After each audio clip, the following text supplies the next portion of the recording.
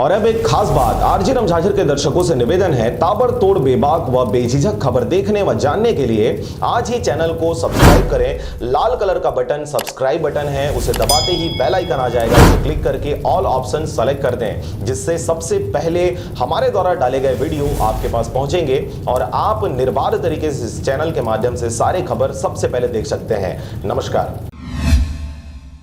नमस्कार, आप देख रहे हैं आरजे रमझाझर और मैं हूं पुखराज सिंह।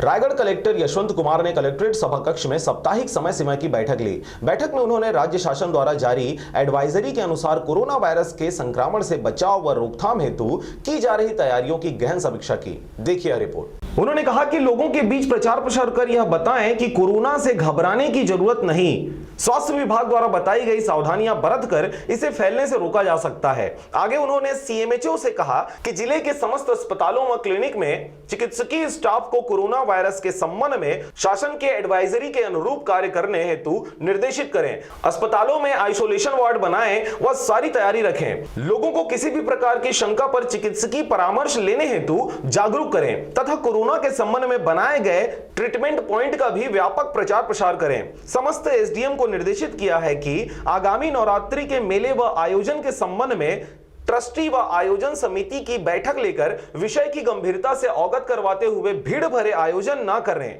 सीएमएचओ तथा ड्रग कंट्रोलर को मास्क तथा हेड सैनिटाइजर की कालाबाजारी न हो यह सुनिश्चित करने के लिए कहा। मेडिकल कॉलेज के अतिरिक्त अपेक्स मेट्रो तथा जिंदल हॉस्पिटल में सैंपल कलेक्शन की तैयारियां पूर्ण कराने के निर्देश दिए। विकासखंड स्तर पर सभी सामुदायिक स्वास्थ्य केंद्रों को भी पूरी गंभीरता से कार्य करने हेतु निर्देशित किया। सभी अधिकारी कर्मचारियों की छुट्टी को निरस्त करते हुए कलेक्टर यशवंत कुमार ने समय सीमा की बैठक में व्यावसायिक प्रयोजन में उपयोग किए जा रहे आबादी जमीन का सर्वे कर आवश्यक कार्रवाई सुनिश्चित करने के लिए कहा।